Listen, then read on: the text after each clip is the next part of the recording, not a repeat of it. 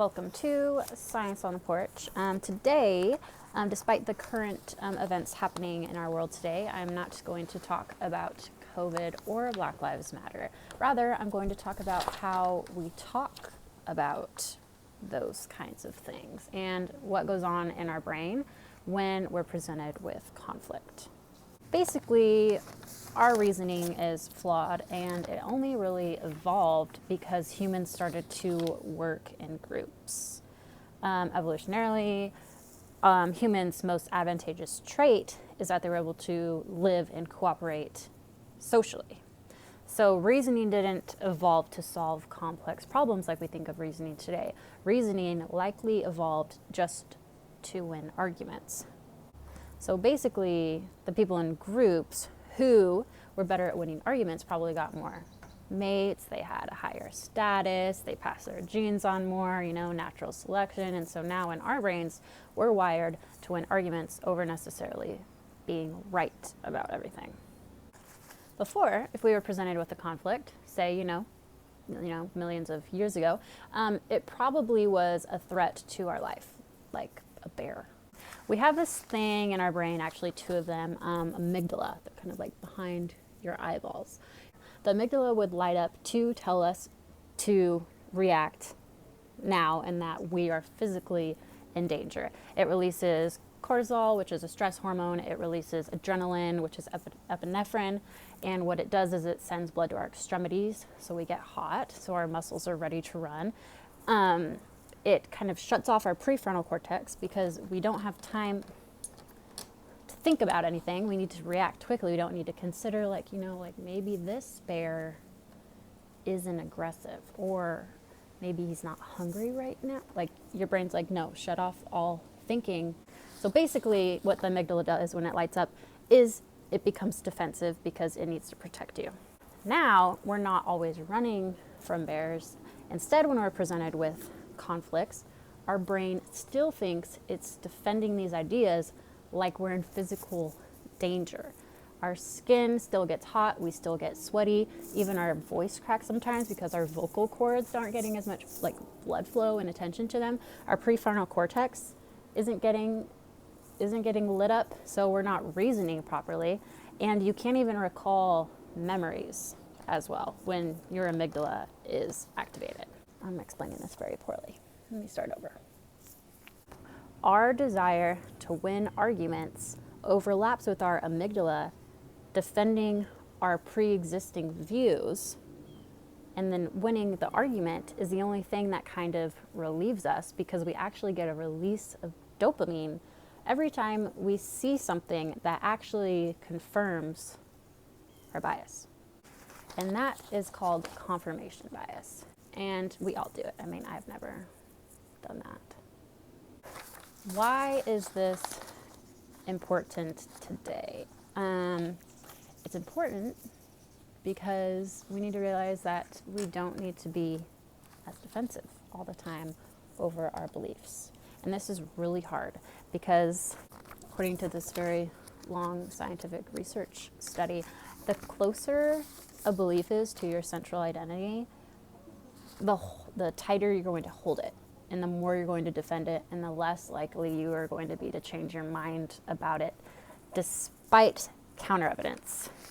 This is the reason that we still have people who are anti-vaxxers. For whatever reason, being an anti-vaxxer is core to their identity. Say we'll change our mind about maybe liking onions or what our favorite movie is because we don't really hold how much we like onions close to our identity. Other things that are very core to people's identity, I'm sure you can guess, politics and religion. Those are very touchy, and that's why people get so upset because they can't separate the idea from their core identity. So how do we not become so defensive? The first step is recognizing what your body's doing. If I see something that counters my beliefs, at first I'm going to get a little upset about it, especially when it's on a platform that's made for arguing, which is a lot of social media. We are very good at finding flaws in other people's arguments and very bad at finding any flaws in our own arguments. And this has been done by countless psychological studies they would take people's answers and they would actually flip them with other people's in a long enough time period that people didn't realize that the answer that they were critiquing was actually their own answer.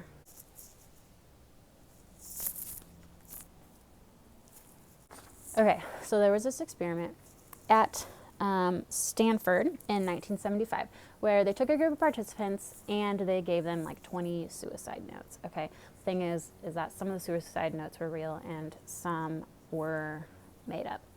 And they split the participants into two groups, and they told the first group, you know what, you guys did really good.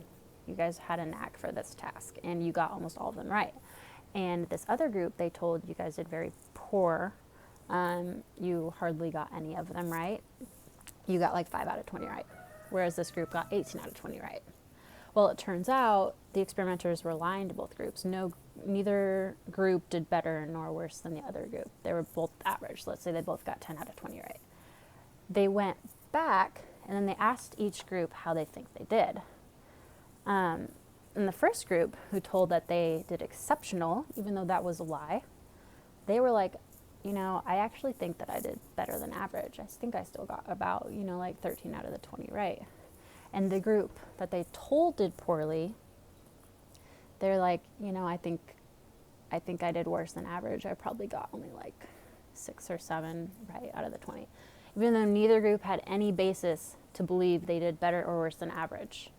And this happens all the time. Like, there are so many psychological experiments that say this.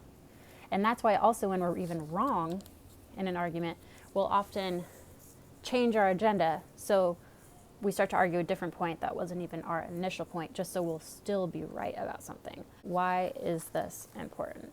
This is important because our desire to win arguments trumps our desire to change our mind. Our amygdala tries to mess us up, okay? And the only way that we're ever going to change anyone's mind or change our own mind is not by arguing. But if you think about who has ever changed your mind on a big issue, it's not a stranger on the internet. It's probably a family member or a best friend or someone who had a heart-to-heart talk with you where you did not feel threatened. And that's the key. You're never going to change your mind, and you're never going to change anyone else's mind as long as one person in the party feels threatened. This one's interesting. Your brain, why conservatives and liberals can't talk. This research found that the neural networks between conservatives and liberals diverge so starkly that we can in fact actually predict a person's political leanings with 95% accuracy or more from a single fMRI image. I would tell you the difference, but I don't really want people to be upset. So, okay, I'll tell you. Conservative-leaning people tend to have larger amygdalae, the brain's emotional processing center, while liberals generally have a more active anterior cingulate cortex, an area responsible for taking in new information and understanding its impact while making decisions. You can look up a study for yourself because, you know, it's a scientific thing, which makes it more liberal, right? Like, how cute are these brains? Like, look how cute that is. I'll just print that out, put it somewhere. Anyway, COVID's real. Wear a mask. Black Lives Matter. If you're going to protest, still wear a mask. Maybe a gas mask. All right, be safe, guys.